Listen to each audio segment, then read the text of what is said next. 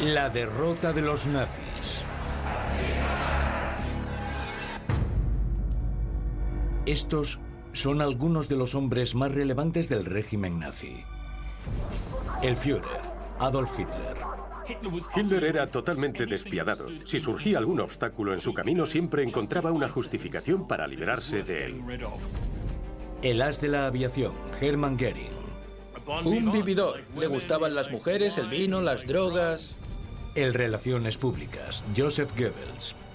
El adulador supremo. Siempre le dice a Hitler lo que quiere escuchar para que esté satisfecho de sí mismo. El líder de las SS, Heinrich Himmler. Le gustaba el boato del poder y le gustaba su relación con Hitler. Haría cuanto pudiera para que todo eso continuase. El centinela, Martin Bormann. Era un hombre despiadado. Tenía las manos manchadas de sangre. Era un tipo de hombre que Hitler necesitaba para hacer el trabajo sucio. Cada uno de esos nombres evoca una pesadilla concreta. ¿Pero podrían trabajar juntos para hacer realidad el gran proyecto nazi? ¿O causarían sus tóxicos y peligrosos egoísmos, disfunción y ruina?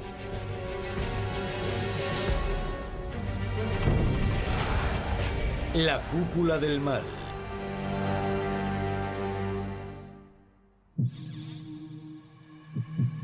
Los líderes nazis eran ambiciosos, despiadados, feroces, totalmente traicioneros, y ninguno podía confiar en absoluto en los demás. ¿Cómo consigues ascender? ¿Cómo alcanzas cierto liderazgo en el Tercer Reich? En gran medida diciéndole a Hitler lo que quiere escuchar. No hay duda de que es una estructura disfuncional.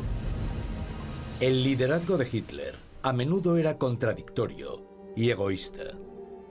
Encomendaba a propósito tareas confusas que enfrentarían a sus subordinados. Mantenerlos ocupados luchando entre sí para que no conspirasen contra él era parte de su estrategia. Hitler era un líder muy desorganizado. Podía acostarse muy temprano o pasar toda la noche viendo películas.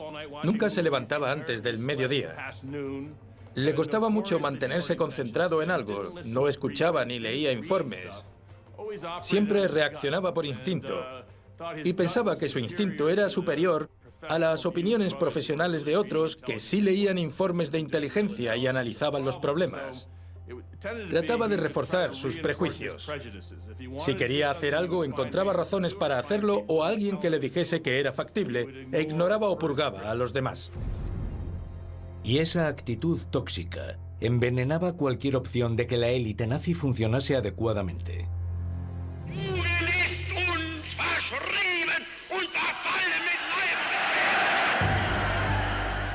Adular a Hitler o afrontar las consecuencias. Una política excelente. A quien fallaba le esperaba una rápida caída en desgracia. Y en la Alemania nazi eso podía ser muy dañino para la salud. Una de las tácticas de Hitler, no solo en Alemania, sino también en su propio gobierno, era divide y vencerás. Poner un sector de la sociedad en contra de otro, un ministerio en contra de otro, un individuo en contra de otro, siempre asegurándose de que ningún bando supiese cuál era su posición. Si tenían que luchar por un puesto, quizá no planteasen ninguna oposición a Hitler. Pero las ventajas eran muy atractivas. Entrar en su cúpula conllevaba seguridad, un poder inmenso y a menudo riqueza. Para conseguirlo, más que habilidades, hacía falta demostrar una devoción servil y una ansia de ascender despiadada. Uno de los que demostró tener lo necesario para convertirse en un nazi exitoso fue Hermann Göring. Göring era un vividor. Le gustaban las mujeres, el vino, las drogas, las fiestas, las ceremonias, los uniformes vistosos. Adoraba el arte y las propiedades inmobiliarias. Göring era ostentoso, vanidoso y francamente extraño. construyó un palacio en una reserva de caza. Se vestía con ropa de época e intentó devolver a la vida a animales extintos para poder cazarlos como en los buenos tiempos de la mitología alemana. Su irremediable adicción a la morfina, que había empezado a consumir en 1923 tras las heridas sufridas en el Putsch de Múnich, podría explicar algunos de esos comportamientos. Goering tuvo el talento de caer mal a los demás durante toda su vida. Era arrogante, vanidoso, grandilocuente. Quienes no lo conocían íntimamente, a menudo se sentían atraídos por su personalidad y les parecía encantador.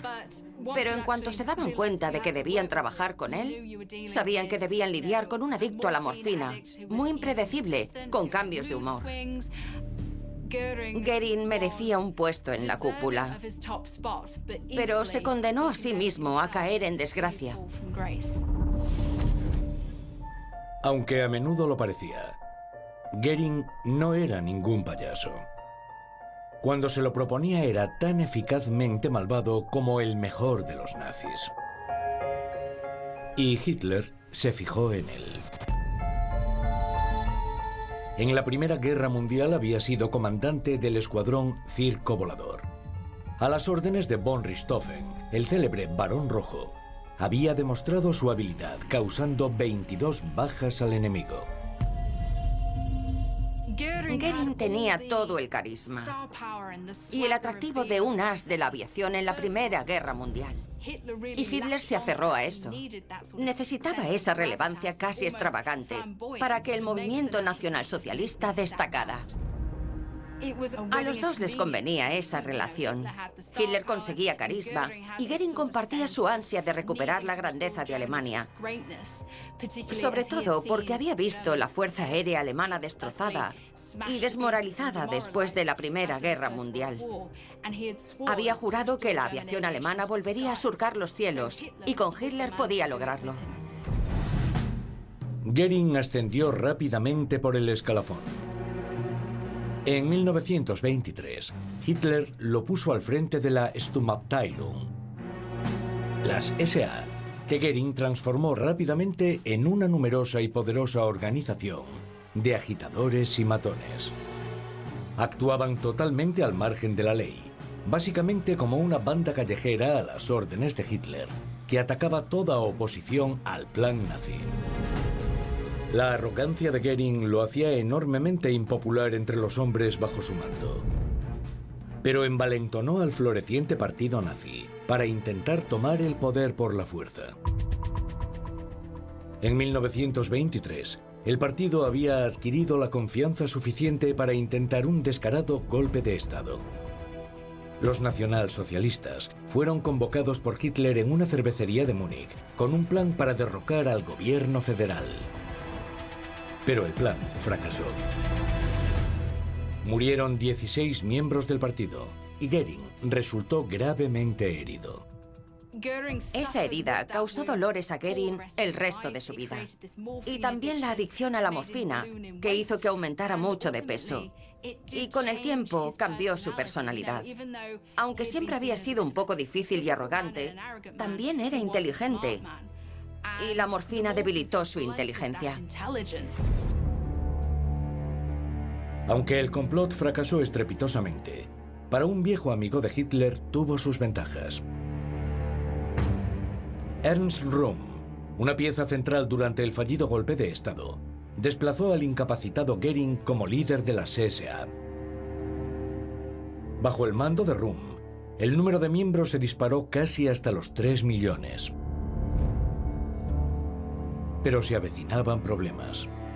Las puñaladas por la espalda y traiciones que caracterizarían la cúpula nazi estaban a punto de mostrar su feo rostro. En julio de 1932, los nazis ganaron las elecciones debido, en buena medida, a la intimidación de las SA.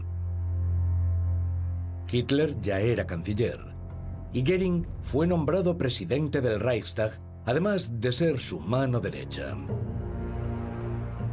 Todo parecía ir bien para los nazis, Pero las facciones y núcleos internos de poder comenzaban a atacarse entre sí. Uno de los primeros desencadenantes de esas guerras internas fue el crecimiento de las SA. A muchos les preocupaba que fuese excesivo, y su líder, Ernst Röhm, se estaba alejando públicamente de la ideología de Hitler. A Hitler siempre le preocupó que dentro del partido nazi pudiese haber facciones que pudieran desafiar su liderazgo.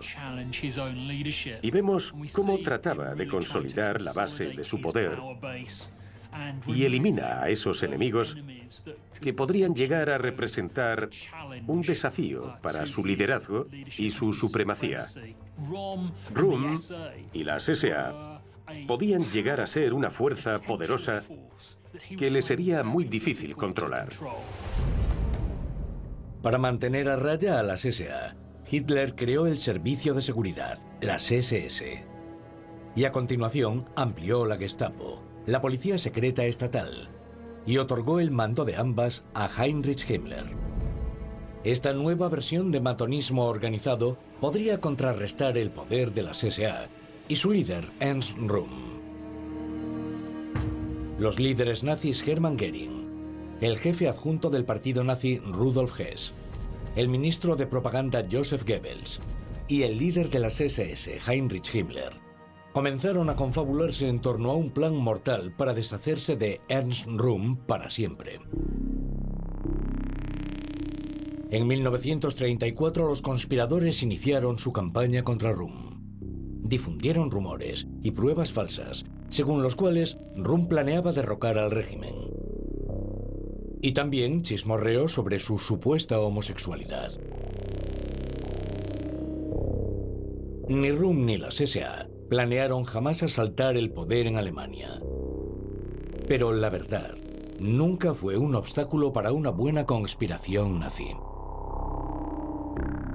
Pese a que Röhm era uno de sus amigos más antiguos, Hitler aprovechó la oportunidad y ordenó a Himmler y a las SS ejecutar una purga masiva y mortal entre los oficiales de las SA, incluido Röhm.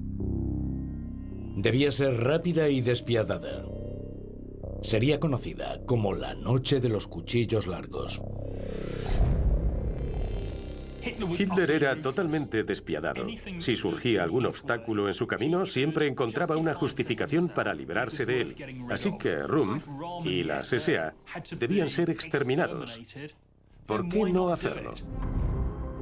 El 28 de junio de 1934 se afilaron los cuchillos para una noche sangrienta y brutal.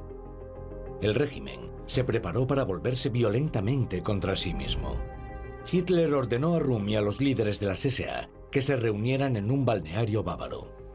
Allí, las unidades de las SS los sorprendieron, desarmaron y arrestaron. Tras ser encarcelados, la mayoría fueron ejecutados de un disparo sin un juicio previo. Los partidarios de las SA salieron a las calles a protestar, mientras un enfurecido Hitler ordenaba una oleada de arrestos y ejecuciones. Miles de hombres fueron arrestados. Al día siguiente, por orden de Hitler, Röhm murió de un disparo en su celda. Sus últimas palabras fueron Heil Hitler. Después de la noche de los cuchillos largos y la muerte de Röhm, Hitler dejó muy claro que ya no toleraría que alguien pudiese amenazar la base de su poder. Se convirtió en un dictador, en un tirano, porque debía aplastar cualquier oposición que pudiese llegar a arrebatarle el poder. Los nazis habían demostrado que estaban dispuestos a asesinar a los suyos para lograr sus objetivos. Desde ese momento, ya no existirían límites. Nada sería excesivo. La criminalidad y la brutalidad se convirtieron en armas del régimen. El miedo había arraigado entre sus líderes. Nadie volvió a sentirse seguro, nunca más. Y no sería despiadado únicamente dentro del partido, sino también en toda la nación. Quería dejar claro que en Alemania solo había un líder. Estaba construyéndose una estructura de la que no podría ser derribado. El siguiente objetivo de Hitler fue el ejército. Dos de los principales comandantes sintieron la fría garra de las luchas internas: el ministro de guerra Werner von Blumberg y Werner von Fritsch, el jefe de la Wehrmacht.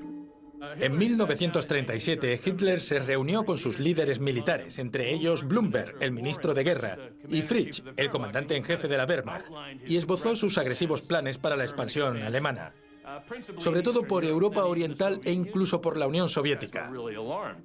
Les pareció muy preocupante y mostraron sus reservas dentro del ejército diciendo: Hitler podría estar loco.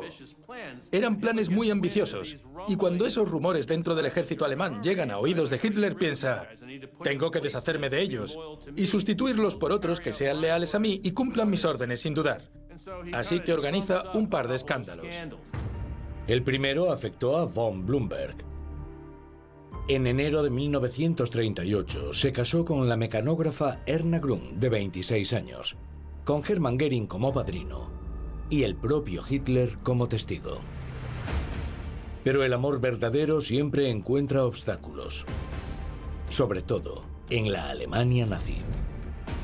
Aparecieron imágenes pornográficas de la nueva esposa de Blumberg, junto a pruebas de que había sido prostituta. Los días de Blumberg como ministro de guerra estaban contados, y Hitler tenía el sustituto perfecto, un hombre ambicioso en cuya obediencia podía confiar: Hermann Göring. Está muy claro que Hitler quería asegurarse de situar al frente del ejército a individuos que pudiera manipular. Hitler ordenó a Blumberg que anulara su matrimonio para evitar un escándalo y preservar la integridad del ejército. Cuando se negó, Göring amenazó con exponer públicamente el sórdido pasado de la esposa de Blumberg. Finalmente, Blumberg claudicó y renunció a todos sus puestos. Tras lograr destruir a Blumberg, Hitler y Göring se concentraron en el comandante en jefe de la Wehrmacht, Werner von Fritsch. El siguiente en caer es Fritsch, el comandante en jefe de la Wehrmacht. Hitler se inventa una patraña. Dice que Fritsch, en secreto, es homosexual, que está deshonrando a los oficiales prusianos y alemanes. Fritsch exige un tribunal militar de honor afirmando que eso no es cierto. Se ve obligado a renunciar a su puesto y Hitler se convierte en el comandante en jefe de la Wehrmacht. Tras librarse de Blumberg y Fritsch, Göring ya podía cimentar su posición como alguien que haría lo que Hitler ordenase. Su ascenso continuaba. Su Luftwaffe dominó los ataques de la Blitzkrieg en Polonia y Francia. Y Göring fue condecorado y nombrado por Hitler su sucesor como Führer de toda Alemania. Göring ya era el soldado de más alto rango en Alemania. Solo respondería ante Hitler. Y por supuesto, eso despertó unos celos terribles en el resto de la cúpula del partido nazi. Al principio de la guerra, los éxitos en Polonia y en la campaña francesa le dan a Göring una especie de estatus de élite entre la cúpula. Hitler manipula a propósito esa cúpula pese a toda su lealtad. Y no solo son leales, sino verdaderos aduladores. En parte lo adulan porque entienden que cuanto más les da Hitler, mayor es su prestigio. Así que siempre buscan ganarse su favor. Y por eso Göring perdura tanto dentro del régimen nazi, por lo que podía aportar dentro de esa cúpula, lo que proporcionaba a Hitler en cuanto a confianza y consejos. Esa confianza, esa lealtad, quizá era lo que Hitler exigía por encima de todo. Pero sería una posición precaria, ya que Göring tendría que estar pendiente en todo momento de las puñaladas de sus rivales. No dudarían en aplastarlo al primer indicio de debilidad. A lo largo de la guerra, Hitler empezó a dudar cada vez más de la habilidad militar de Göring, y eso puso un importante signo de interrogación junto al nombre de Göring, conforme avanzaba la guerra. Eso empezó en la batalla de Dunkerque, cuando los aliados fueron evacuados pese a los ataques de la Luftwaffe.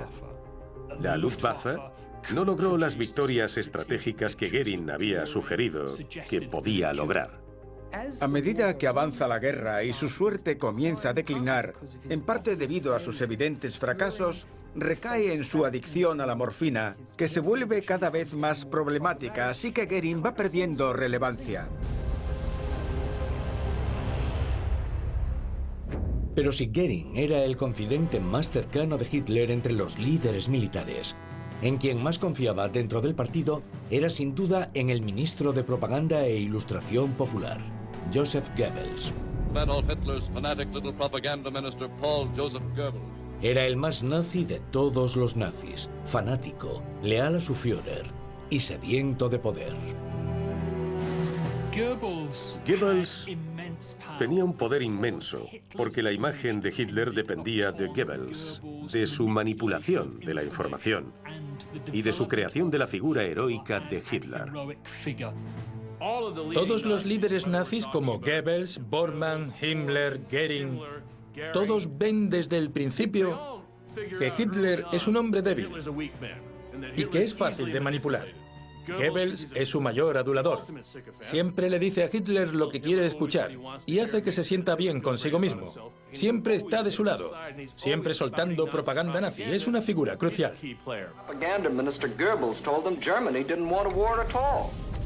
Goebbels había demostrado su dominio de los medios de comunicación y el marketing nazi a medida que ascendía por el escalafón del partido. Adaptó recursos publicitarios novedosos, como el uso de lemas pegadizos, carteles llamativos y titulares crípticos para promover la causa y la imagen del partido nazi. Penetró en el entramado social alemán, llevando la voz de los nazis hasta los salones, abaratando y facilitando el acceso a los aparatos de radio, e incluso repartiéndolos gratis el día de su cumpleaños. Al igual que Hitler, practicaba sus discursos frente al espejo, perfeccionando su lenguaje corporal para transmitir poder, con gestos de manos e inflexiones vocales perfectamente coreografiados. Sabía cómo provocar el mayor impacto emocional, por ejemplo, usando el viejo truco de hacer esperar al público para luego asestar toda su artillería verbal. Gracias a su impactante mirada y a su atractiva voz, Goebbels era el más seductor de los líderes nazis y un verdadero mujeriego, a pesar de un pie zambo que le había impedido combatir como soldado.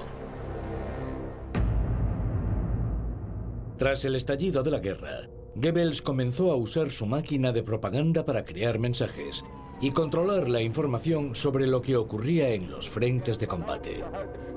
Sus palabras se escuchaban con devoción por toda Alemania.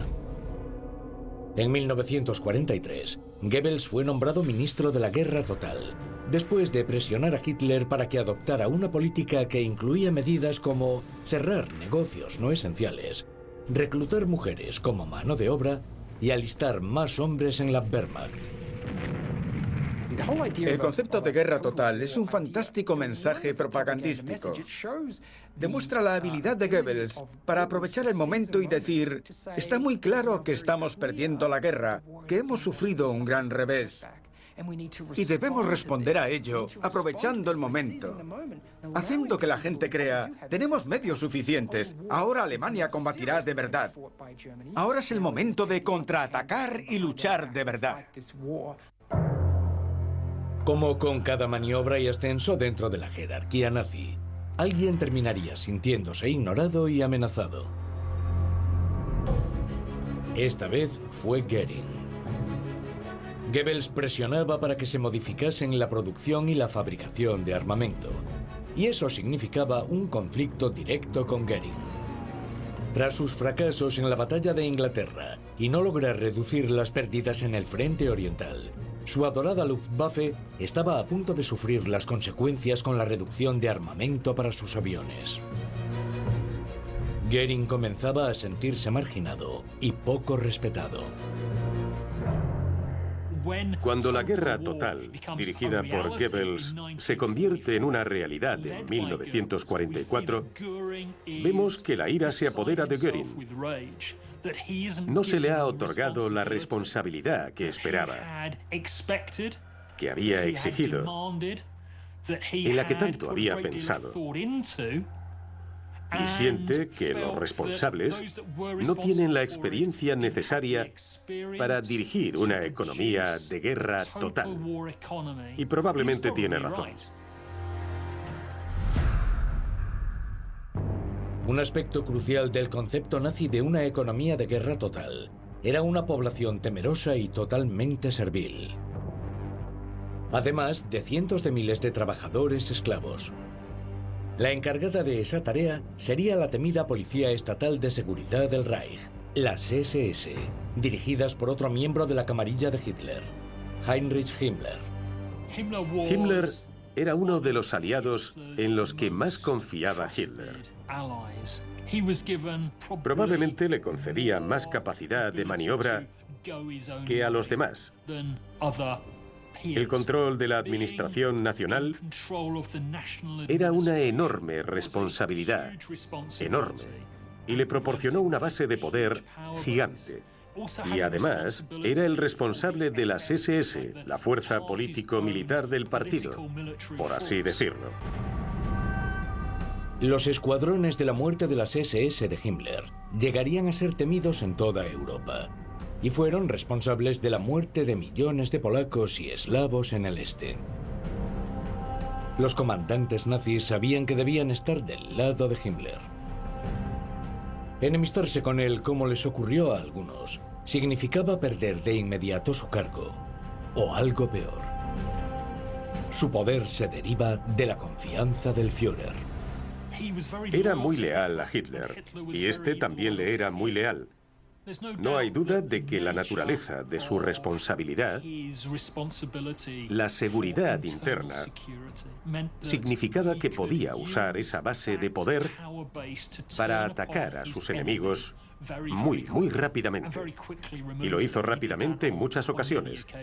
Así que no hay duda de que la cúpula que rodeaba a Hitler desconfiaba de Himmler, porque era increíblemente despiadado. Tuvo carta blanca para ejecutar su diabólica misión: organizar y administrar el exterminio de los judíos y de todo aquel que no fuera de la supuesta pura sangre aria. Himmler fue el responsable de la creación y gestión de los campos de exterminio durante la Segunda Guerra Mundial, a instancias de su mentor y padrino político, Adolf Hitler. Himmler comienza a estudiar el progreso de la raza aria y su contraste con otras razas, impulsado en parte por Hitler debido a su propio pasado ambiguo, por así decirlo. Y Himmler empieza a abrumar a la Alemania nazi con un mal concreto, cuya máxima expresión es el Holocausto, la solución final. Himmler parecía intocable a los ojos del Führer. Incluso tras el intento de asesinato de Hitler por altos comandantes del ejército en 1944, el famoso complot de von Stauffenberg quedó impune pese a no haber logrado detectar a tiempo e impedir el atentado. Fue terriblemente embarazoso para Himmler y, para aplacar su vergüenza, arrestó y ejecutó de inmediato a miles de sospechosos para demostrar su lealtad a Hitler y restaurar la reputación de las SS. Aunque fascinado por su Führer, Himmler, como otros ambiciosos altos mandos nazis, aspiraba a suceder a Hitler como líder de Alemania.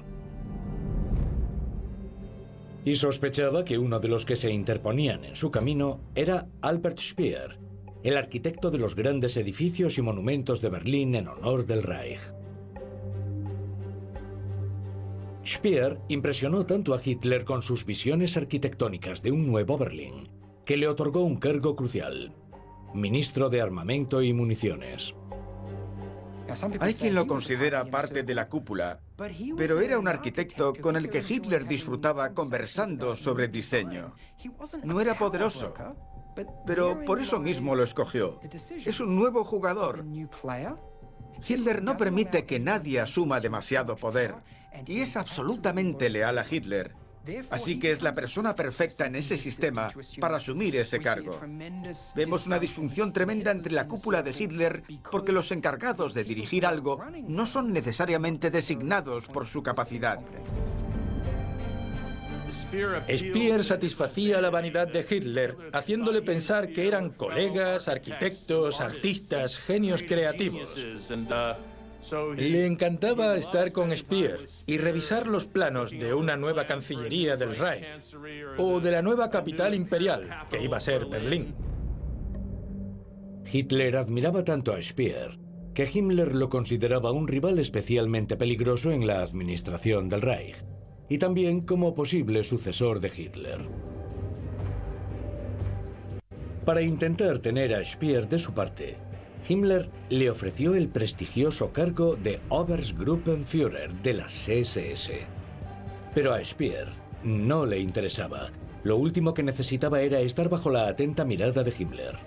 Sabía que sería difícil decirle que no a Himmler cuando quisiese influir en la producción de armamento. Empieza a reestructurar la industria armamentística alemana. Ahora debe competir por los recursos y todos los subordinados del Tercer Reich buscan proteger sus propios imperios y hacer quedar mal a Speer. Entonces Speer piensa en Goebbels. Goebbels también está compitiendo con Himmler y se convierten en aliados. Pero eso significa que la cúpula no se concentra necesariamente en lograr el mejor resultado en la guerra, sino en la protección de intereses privados. Después de la guerra, Speer se libró de ser ejecutado y pasó 20 años en prisión. Durante su condena, escribió sobre su experiencia en la cúpula de Hitler. Según Speer, los poderosos subordinados de Hitler, incluidos Joseph Goebbels, Hermann Göring y Heinrich Himmler, lucharon desde el principio por ganarse su favor, vigilándose entre sí como una manada de inmaduros pretendientes al trono. Pero quizás la mayor amenaza para todos ellos fuese el secretario personal de Hitler, Martin Bormann. Siempre prefirió parecer insignificante mientras iba acumulando influencia de forma imperceptible, hasta convertirse posiblemente en el segundo hombre más poderoso del Reich nazi. Algunos lo llamaban el líder secreto. Pienso en Bormann como el portero que solo permitía la entrada a la cúpula del partido nazi a quien fuese a aportar algo valioso, fuese leal y se pudiese confiar en él. Era un hombre despiadado. Tenía las manos manchadas de sangre. Era el tipo de hombre que Hitler necesitaba para hacer el trabajo sucio y debido a ello era un confidente fiable. Los primeros indicios de la crueldad y la brutalidad de Bormann se vieron inmediatamente después de la Primera Guerra Mundial, cuando trabajó en estrecha colaboración con el grupo paramilitar nacionalista de los Freikorps, cuyas tácticas podían llegar a ser muy desagradables. Bormann disfrutaba participando en las actividades más físicas de los Freikorps. En 1928 se unió a los nacionalsocialistas y el propio Himmler le dio la bienvenida a las SS. Bormann administró creativamente las finanzas de Hitler con varias argucias, como quedarse con beneficios de la venta del libro de Hitler y también de su imagen en sellos postales, además de organizar el turbio fondo de donaciones de la industria alemana a Adolf Hitler. Pese a su imponente nombre, era en realidad una operación apenas velada de extorsión en nombre de Hitler, para recaudar más dinero de los industriales alemanes. No es de extrañar que Hitler lo adorase. Se encargaba de todo el papeleo, la agenda y las finanzas personales de Hitler. A estas alturas, la confianza de Hitler en Bormann y su visión del mundo era tan abrumadora que en cierta reunión al parecer gritó: «Para ganar esta guerra necesito a Bormann». Bormann tenía la penúltima palabra antes de la de Hitler en prácticamente todo lo relacionado con mantener el país en marcha. Si querías llegar hasta Hitler, antes tenías que pasar ante Bormann. Bormann es el jefe de la Cancillería del Reich y básicamente eso le permite controlar el acceso a Hitler. Además, ha acumulado muchísima información. Los líderes de los estados que rodean a Alemania hablan con él y eso le da un poder indirecto con respecto a Hitler. Puede seleccionar entre toda la información que pasa por su escritorio y usarla para manipular el mensaje que entrega a Hitler. Y eso plantea un gran problema a cualquiera de los otros rivales. Muy pocos tienen acceso directo a Hitler en ese sentido. Así que Bormann se convierte en un centinela. Y demostró ser un maestro de las maniobras políticas intrincadas. Consiguió anular cualquier juego de poder de los altos cargos. Saboteó despiadada y hábilmente los planes de todos ellos cuando sintió cualquier amenaza a su poder.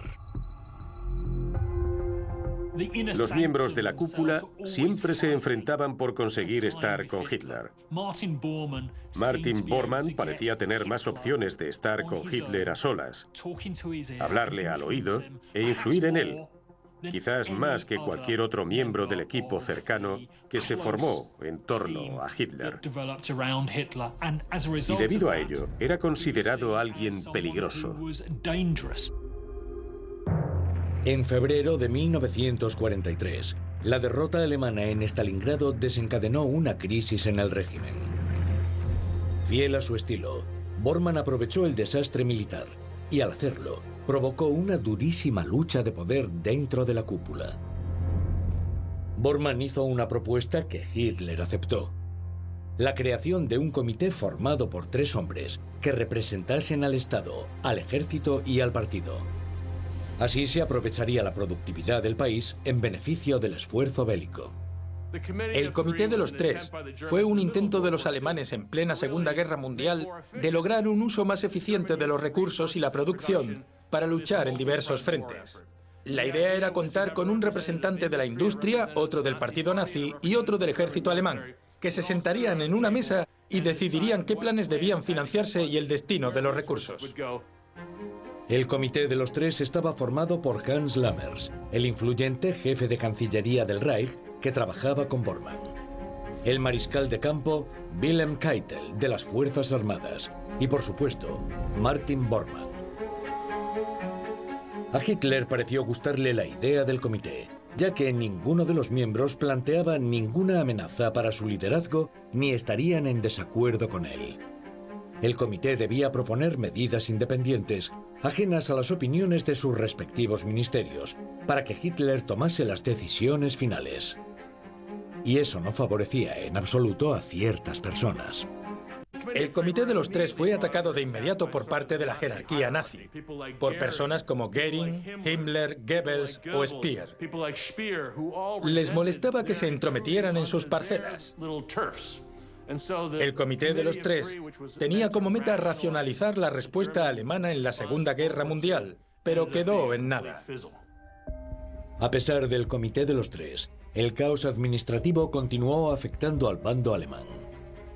La responsabilidad última del desbarajuste recaía en Hitler y su obsesión por controlarlo todo, como bien sabía Goebbels, que se refirió a ello en su diario como una crisis de liderazgo.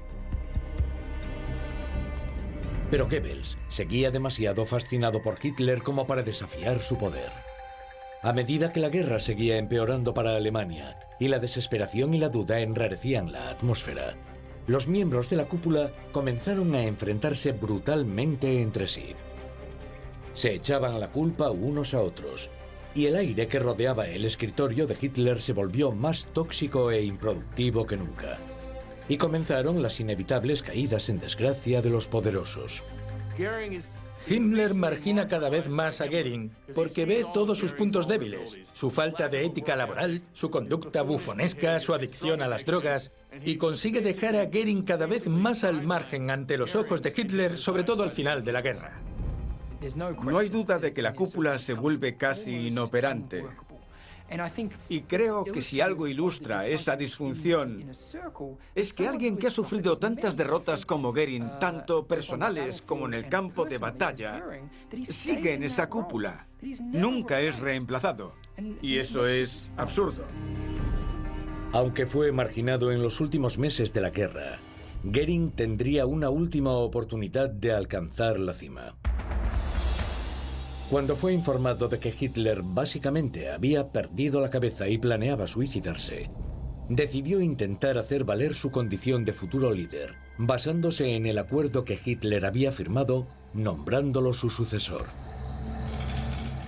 Goering envió un telegrama cuidadosamente redactado, solicitando tomar el mando de las fuerzas del Reich, según estipulaba el acuerdo. Pero fue interceptado por Bormann, quien aprovechó al máximo la paranoia de Hitler para tildar a Goering de traidor. Hitler respondió a Goering con mucha ayuda de Bormann, amenazándolo con una ejecución por traición, a menos que renunciase a todos sus cargos. Al final de la guerra, como Goering siempre creyó que Hitler lo había elegido como Führer adjunto o algo así, pensó que tenía lo necesario para asumir el cargo. Y cometió el error de ofrecerse voluntario para hacerlo. Sé que está en Berlín, sé que está en el búnker, Führer. Y eso enfadó muchísimo a Hitler. Fue la gota que colmó el vaso. Cada vez estaba más resentido con Goering, y cuando éste intentó dar el paso de ocupar el cargo de Führer, con Hitler escondido en el búnker, esperando para volarse la cabeza, dijo no. Y Hitler, por puro rencor, le niega el cargo a Goering y se lo otorga a Dönitz. Goering dimitió y puso rumbo al oeste con su familia para rendirse a los estadounidenses, lo cual parecía una buena idea, ya que Bormann había ordenado su ejecución si Berlín caía. El siguiente en intentar alcanzar el poder fue Heinrich Himmler. Himmler, solo superado por Goebbels en lealtad al Führer, desperdició su último cartucho en mayo de 1945, cuando intentó negociar un acuerdo de paz con los aliados a espaldas de Hitler. Solo al final empezamos a ver todas las grietas que hay. Cuando queda claro que a pesar de todas las promesas, incluso los hombres supuestamente más leales, Goering y Himmler, buscan entablar negociaciones con los aliados, en cuanto queda claro que habrá una Alemania post-Hitler.